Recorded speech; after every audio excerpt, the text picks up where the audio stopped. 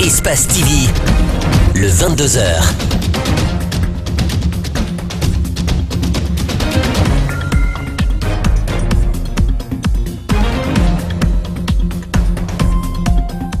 Bonsoir à tous et bienvenue dans cette grande édition d'information essentiellement consacrée à l'actualité nationale. Tout de suite, les titres.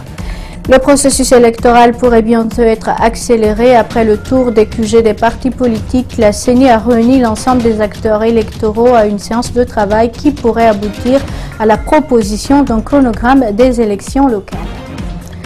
Le nouveau préfet de Boké a pris fonction ce vendredi. Aboubacar Mbop Camara a été installé dans ses nouvelles fonctions à l'issue d'une cérémonie de passation de service avec son prédécesseur Mohamed Lamine Doumbouya.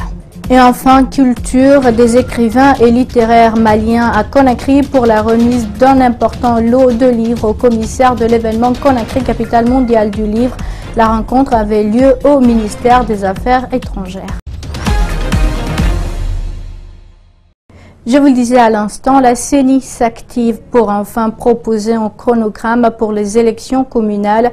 Les commissaires ont dans ce sens réuni l'ensemble des acteurs impliqués dans le processus électoral pour discuter du programme de la planification des opérations électorales. Explication d'Ibril Ba et Mohamed Al-Husseini Kamara. C'est presque tous les démembrements de la CENI, les partis politiques et la société civile qui ont répondu à l'appel de l'institution chargée d'organiser les élections et des référendums en Guinée. Tous animés par la volonté de jouer un rôle remarquable pour la tenue des communales. Au préalable, ils privilégient la concertation.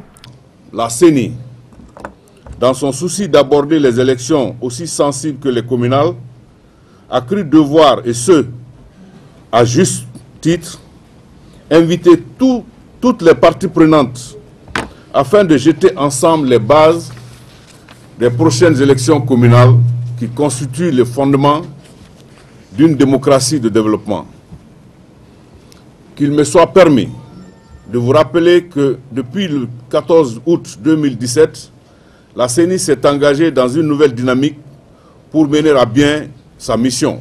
Le développement local dépend d'une organisation à la base, ce qui explique la nécessité de tenir les élections communales, a précisé le ministre de l'Administration du territoire et de la décentralisation. Les élections communales ont toutes leurs raisons d'être fortement attendues par le peuple de Guinée et le gouvernement s'est engagé solennellement à y aller dans les meilleurs délais.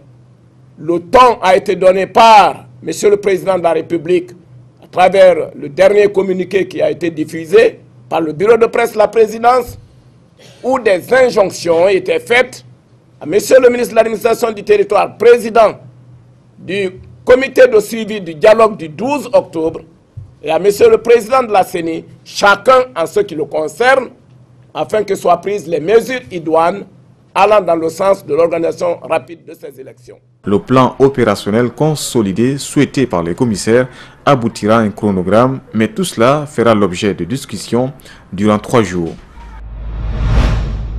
Les ressources bauxitiques guinéennes atteignent 47 milliards de dollars, contrairement à ce qu'on pouvait croire. Les réserves, quant à elles, atteignent 13 milliards, soit la moitié des réserves mondiales. C'est ce qui ressort du 6e symposium international de la bauxite, alumine et aluminium. Outre des recommandations ont été faites sur la création des raffineries pour la transformation de la bauxite en alumine, également la mise en place d'un institut en Guinée. Al-Seni Bari et Ibrahim Souma pour le reportage. Lors de ces échanges entre experts et exploitants miniers, il s'est avéré qu'après près d'un demi-siècle d'exploitation, la bauxite guinéenne peut être également transformée en alumine métallurgique, ce qui peut offrir plus de 200 autres produits dérivés. Cette conférence nous a permis de savoir que les réserves de la Guinée, les ressources de la Guinée en bauxite, qui étaient jusque-là estimées à 40 milliards de dollars, atteignent 47 milliards de dollars. Et que les réserves prouvées en République de Guinée concernant la bauxite atteignent 13 milliards. Ces 13 milliards, c'est à peu près la moitié des réserves mondiales prouvées.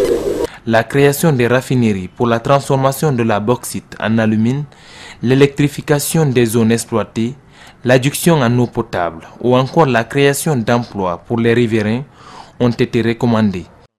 Ces participants déplorent les cas de violence enregistrés dans la région de Boké.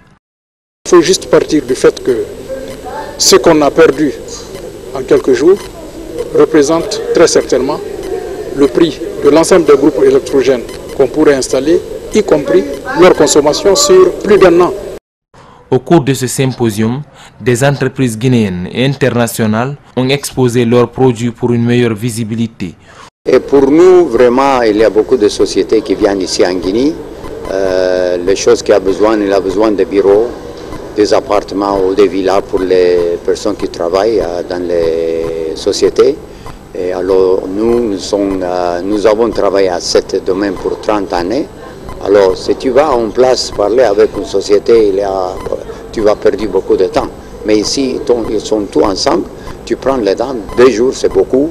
On peut dire chaque 2 heures, 3 heures, tu parles avec un nouveau client. Dr Ousmane Kaba, le président du PADES, de retour d'une tournée à l'intérieur du pays, était face à ses militants ce samedi. Il s'est prononcé sur plusieurs questions liées à l'actualité nationale. Pour lui, le gouvernement vise à faire disparaître le secteur privé à travers certaines actions sur le terrain. Sur le cas des violences de Boké, Ousmane Kaba apporte son soutien à la population de Kakandé, même s'il déplore les casses. Et là, Salah Sidibé Abou Koria Kourouma pour le compte-rendu. Ils étaient nombreux à rallier le siège du parti PADES, les militants et sympathisants de Dr Ousmane Kaba. De retour d'une longue tournée qu'il a conduit en Haute-Guinée, le leader du PADES a rendu compte de sa tournée. Il était important d'aller expliquer à l'intérieur du pays le projet de société du PADES. Pour dire aux Guinéens qu'on ne fait pas de la politique pour la politique politicienne, les mensonges, etc. Vraiment, ça ne nous regarde pas. Nous, c'est pour travailler. Il est revenu sur la situation économique du pays. Pour Dr Ousmane Kaba, l'économie de la Guinée se porte assez mal depuis 7 ans. Partout où j'ai été, de Conakry dans le moindre des villages en Guinée, la génération PADES de 15 à 40 ans est au chômage. La génération PADES est au chômage. Tous les jeunes en Guinée sont des chômeurs. Sur les violences dans la région de Boké, Ousmane Kaba fustige la politique adoptée. En région, Aboubakar Mbob Kamara, le nouveau préfet de Boké, a pris fonction. Il remplace à ce poste Mohamed Lamine Doumbouya en fonction depuis 2 ans. La passation de service entre les 2 hommes avait lieu hier vendredi au siège de la préfecture en présence de plusieurs cadres sous l'œil vigilant du gouverneur de la région. Le compte rendu, c'est avec nos correspondants basés dans la zone, Fodé Omar Kamara et Salifou Lifo Sissi. C'est dans une atmosphère de chaleur que le préfet sortant, Mohamed Lamine Doumbouya, a remis le témoin au nouveau promis Aboubakar Mbob Kamara après avoir passé 3 ans et demi à la tête de la préfecture. Le désormais ancien préfet de Boké garde le souvenir de cette ville historique de Kakandé. Nous partons de Boké avec un très bon souvenir. Nous sommes les commis de l'État. Un commis de l'État, c'est la mutation, c'est la nomination, c'est la confirmation. Donc nous prenons à ça avec joie. Le professeur Alpha Condé qui m'a envoyé à Farana, il m'a renouvelé sa confiance, il m'a encore envoyé à Boké. Donc aujourd'hui, je me tiens entièrement à sa disposition pour servir le pays. Cet ancien préfet de Zérikouré souhaite la collaboration et l'implication des populations de Boké. Aboubakar Mbob Kamara, natif de cette préfecture, a désormais la gestion administrative de cette ville minière. Dans cette mission difficile, qui est une mission participative, parce que seul je ne peux pas la faire, et il faut votre apport, l'apport non seulement de la presse, c'est un pouvoir important, mais aussi l'apport de toutes les populations pour que les idées convergent ensemble, pour qu'ensemble on ait un plan d'action pour le développement de Boké. Amis, parents et collaborateurs gardent du préfet sortant des qualités immenses. Le préfet sortant, nous retenons de lui un souvenir.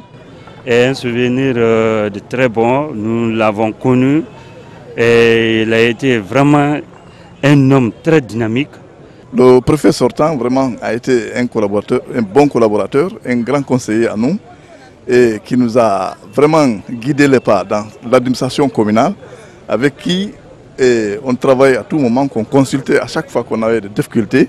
Le nouveau préfet de Boké vient à un moment où plusieurs des collectivités relevant de son ressort sont agitées pour des revendications de meilleures conditions de vie des populations. Après Boké et Kamsar, la sous-préfecture de Kolaboui était ce jeudi le théâtre de nouvelles violences. Le bureau du sous-préfet, la mairie, la brigade de la gendarmerie et plusieurs autres édifices ont été saccagés puis incendiés par des jeunes en colère réclamant le courant électrique. Fatoumata Bailaou Baldé pour le constat.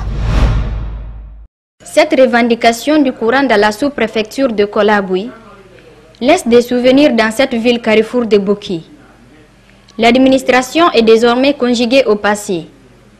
Du siège de la sous-préfecture, en passant par la mairie, la gendarmerie, le commissariat, le crédit rural, la direction scolaire des écoles élémentaires et la résidence des sous-préfets ont été incendiés.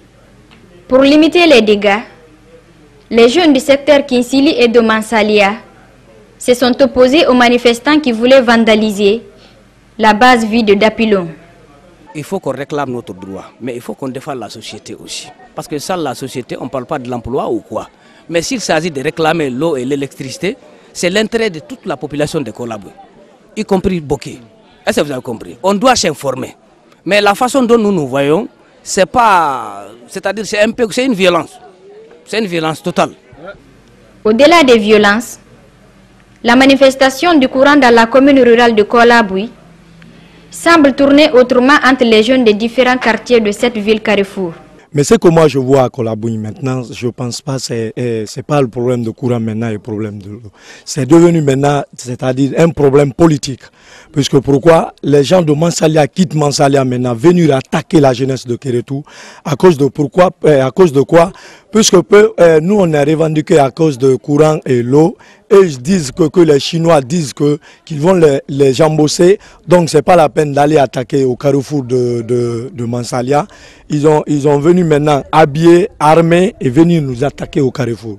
Le président de la délégation spéciale de Kolaboui s'est dit surpris de cette révolte spontanée des jeunes de sa commune.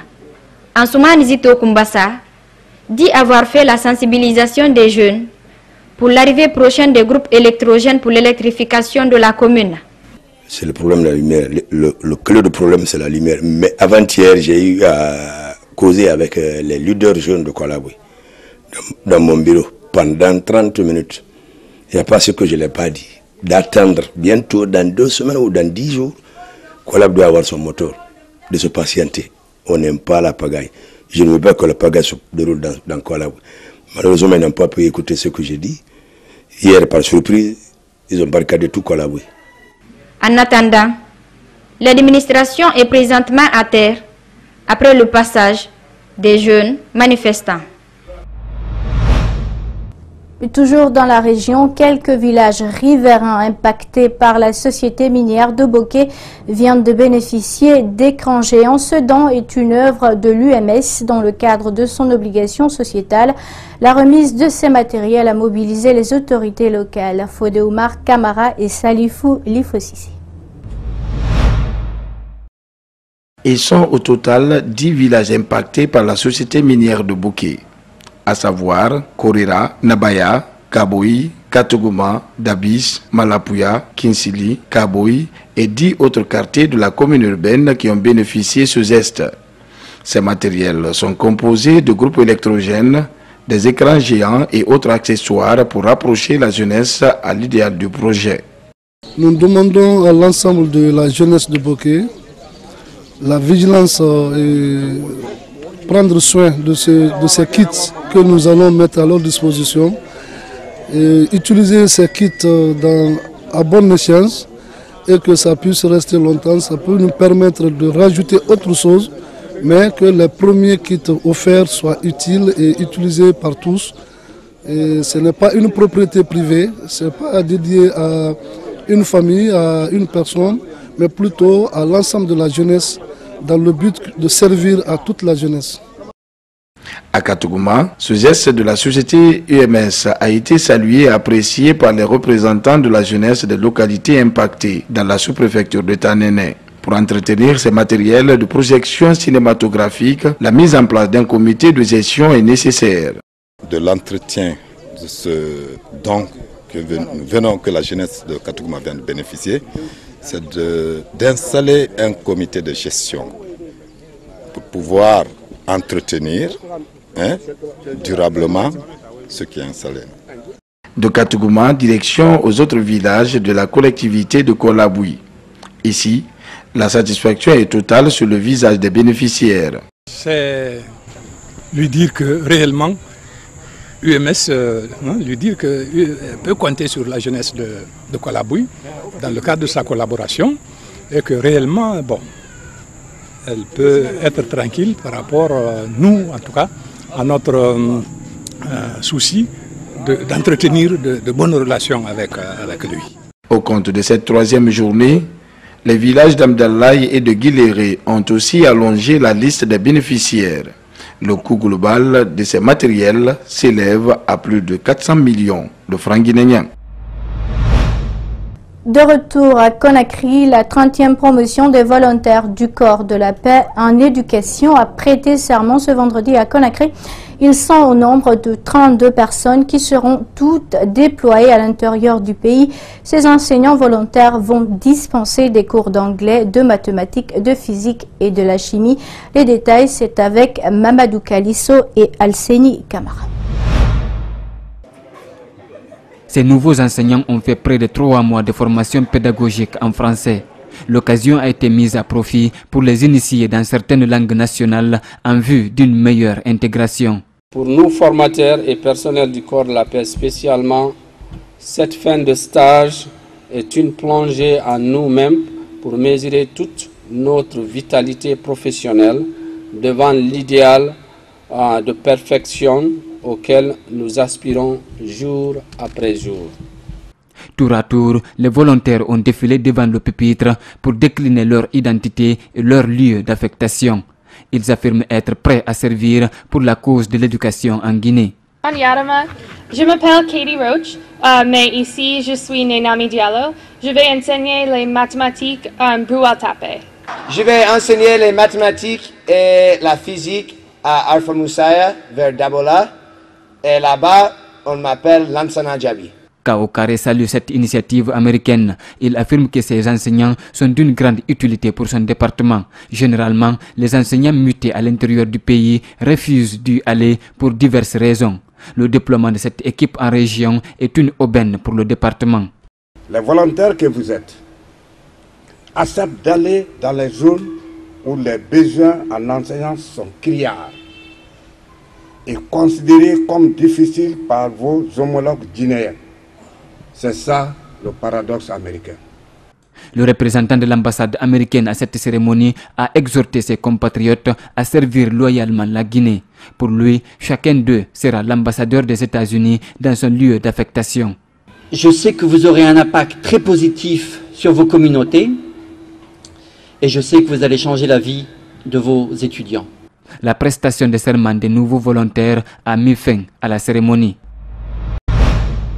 L'insécurité ne cesse de faire des victimes à Conakry. Des attaques se multiplient dans le quartier. Dans la nuit d'hier, une boutique et un conteneur ont été vidés de leur contenu par des inconnus au marché d'Anta. Même la mosquée en chantier qui se situe à quelques mètres n'a été épargnée. Le constat, c'est dans ce reportage de Makiso et de Tcherno Sadouba. Il est 6 heures lorsque Mamadi Balan Keïta et Fatoumata Kondé ont été alertés par les voisins qui leur annoncent l'attaque dont ils ont été victimes.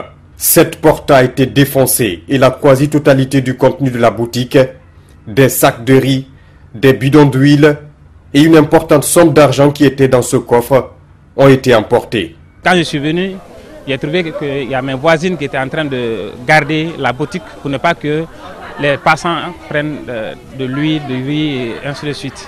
Donc pour le moment, je n'ai aucune idée sur le montant parti, mais des sacs de riz, du bidon des sacs de bidons ont été emportés par les voleurs. Aujourd'hui que je devrais aller faire un versement à la banque, mais malheureusement j'ai trouvé que des visiteurs indésirés sont venus emporter.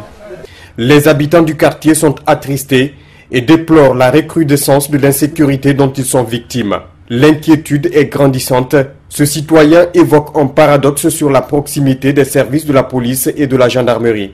Ce quartier-là est rempli de bandits. Les coins sont connus parce que même en pleine journée, il y a des enfants qui viennent ramasser soit le téléphone des gens ou bien le sac, qui courent vers il y a une toute petite rivière qu'on appelle le Banderouré, non loin à côté de Kissoso aussi. Tous les deux coins là sont repérés, les gendarmeries et la police savent qu'effectivement il y a de bandits dans ce quartier, mais on ne fait absolument rien pour pouvoir sécuriser le bien de la population elle-même, parce qu'on ne peut pas comprendre, même la mosquée n'est pas épargnée. Je vous assure, parce que la nuit dernière, même la mosquée, là où les femmes prient, on a défoncé la porte. Mais c'est dangereux. Des boutiques, il y a une petite conteneur que vous voyez, une grande boutique de l'autre côté.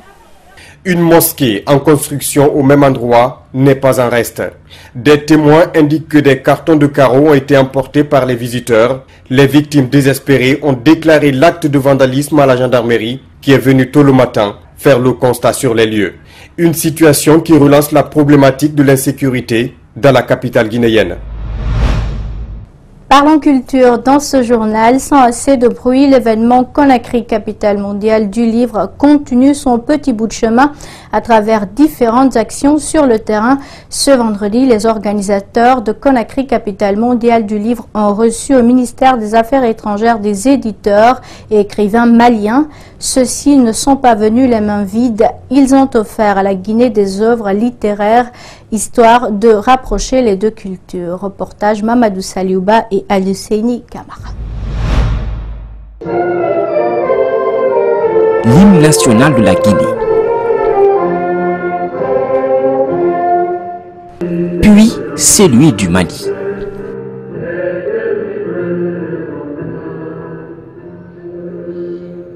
À l'occasion de l'événement Conakry, capitale mondiale du livre et de l'an 57 du Mali, la Guinée invite des hommes de culture maliens et ceux-ci sont venus les mains pleines de lettres et des mots. C'est quand même quelque chose que nous avons en partage. Hein? La culture mandingue, la civilisation mandingue. Vraiment, nous avons tenu à mettre en avant ce livre qui est Kouyaté, la force du serment aux origines du griot mandingue. Drissa Diakité et Ismaël Assamba Traoré sont à l'image de plusieurs écrivains maliens. Ils ne présentent pas qu'un livre. La littérature africaine a été brièvement exposée, une manière d'effacer les frontières culturelles des deux pays. Nous voyageons d'ici à travers le livre au Mali et les Maliens voyagent à travers le livre en Guinée. Et pour aller plus loin dans les échanges de culture, une écrivaine est au centre. Jenab Koumandio Diallo, réclamée du Mali, du Sénégal et de la Guinée, est un bon exemple avec son tout nouveau livre « 3 trônes pour une princesse ». Le personnage que j'ai voulu décrire dans ce livre, c'est la mère de Alpha Yaya Diallo, le dernier roi de la baie, qui s'appelle donc Koumandio Wali Sané. C'est une grande dame parce que 3 ou 4 pays de la sous-région se la réclament. Ce vendredi, c'est la Guinée qui reçoit des œuvres du Mali. Le lundi, les Maliens à leur tour recevront des œuvres de la Guinée, mais d'ici là, ils ont tout le mérite d'être ambassadeurs de Conakry, capitale mondiale du livre. Lancement ce samedi à la mairie de Ratoma de la coalition des orphelinats de Guinée et partenaires affiliés. La démarche des initiateurs vise à créer une synergie d'action dans le cadre de l'encadrement et de la protection des couches vulnérables, notamment les enfants. Reportage Mamadou Boy-Diallo et Mamadou Oussouma. Dans une société où les inégalités sociales se creusent davantage, des couches vulnérables, notamment les orphelins ou encore les déshérités, méritent une certaine attention pour leur bien-être.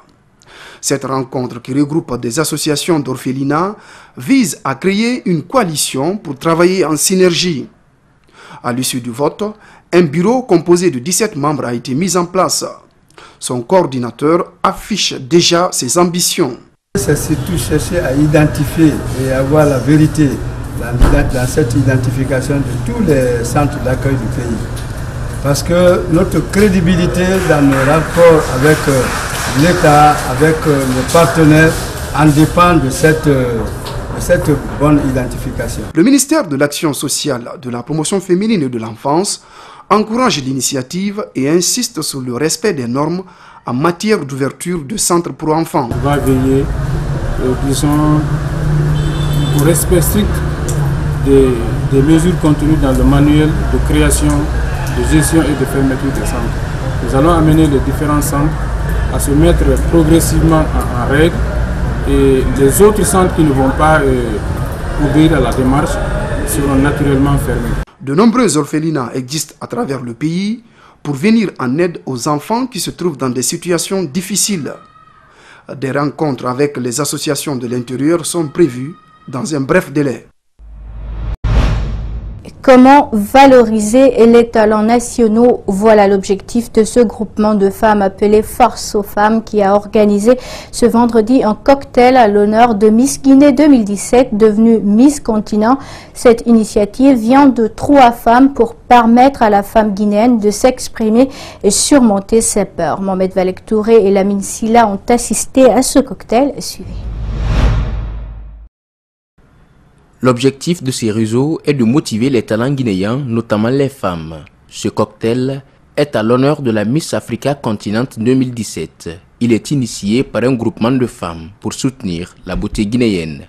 C'est très important de soutenir les femmes. Elle est la Guinée, mais elle est aussi Miss Africa. Donc elle a tellement bien représenté votre pays en Afrique. Et moi, comme en fait maintenant, puisque je suis ici depuis 2 ans, je suis presque guinéenne, on va le dire. Et pour moi, c'était un devoir d'être ici, de la soutenir.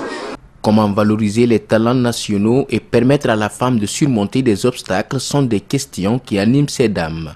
Le groupement est créé grâce à la complicité de l'ex-ministre des Sports Domanine Doré, Diaka Kamara et Zenab Kamara pour accompagner la Miss Continent 2017.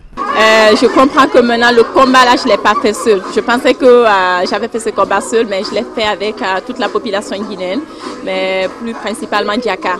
Je remercie Diaka pour cette initiative. Je remercie aussi son équipe et toutes les personnes qui se sont présentées ici. Promouvoir l'image des femmes, les sensibiliser à la gestion de leur carrière d'entreprise, les aider à réaliser leurs projets ont été également débattus. Nous, en tant que jeunes dames plus âgées que nos petites sœurs, que nous sommes là, nous leur tendons la main pour les accompagner, pour qu'elles soient aussi les réussites et elles pourront à leur tour tendre la main à d'autres. Pour moi, c'était un privilège pour moi d'organiser ce cocktail. Et comme on a dit, Force aux femmes, c'est vraiment un réseau de femmes qu'on essaie de mettre en place pour assister les femmes en Guinée, en Afrique et à travers le monde. Le groupement Force aux femmes exhorte toutes leurs consoeurs à adhérer au mouvement pour mieux défendre la cause de la couche féminine. Et la société Diacifo International fait des heureux. Ce samedi, elle a procédé à la remise de plusieurs lots remportés par ses clients ayant gagné au jeu concours du jus commando.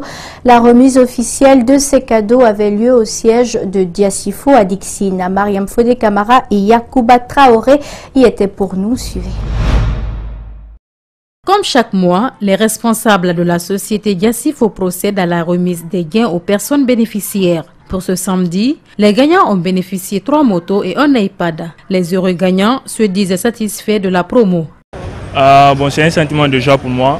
Ça fait longtemps que je cherchais ce moment et aujourd'hui Dieu me l'a offert. Je demande à mes amis de continuer toujours à boire du jus commando. Il fut un moment, j'avais gagné un cadeau. Je suis venu retirer ici à leur siège. C'est la 2e fois que je gagne des cadeaux. Pour cette fois, c'est un iPad que j'ai gagné. Ce que je peux dire, ça encourage les clients. 6 000 francs qui te fait gagner de choses importantes.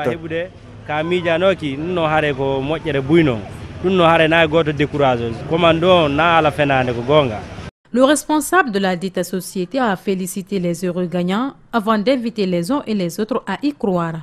Au-delà des jackpots ou des cadeaux qu'ils gagnent, ils gagnent en énergie. C'est-à-dire que vous rendez dans une boutique avec 5 000, vous avez une boîte de jus. Dès que vous finissez de consommer, vous regardez juste la capsule, vous pouvez avoir votre gain qui est la capsule. C'est une fois pour dire directement à nos différents consommateurs que le jackpot ou le jeu ouvré et gagnant de la boisson jus commando est différent d'un tape à l'œil. Cette promo reste un moyen pour Diassifo à travers le jeu commando de se rapprocher de ses fidèles, mais aussi les accompagner. Et c'est tout pour cette grande édition d'information à tous. Merci de l'avoir suivi et surtout retenez que demain sur Espace TV, vous pourrez suivre votre magazine hors série à partir de 21h. Antoine Kourouma et son équipe vous feront voyager à Bofa à la découverte du quotidien des populations de cette localité. Passez un excellent week-end où que vous soyez. Au revoir.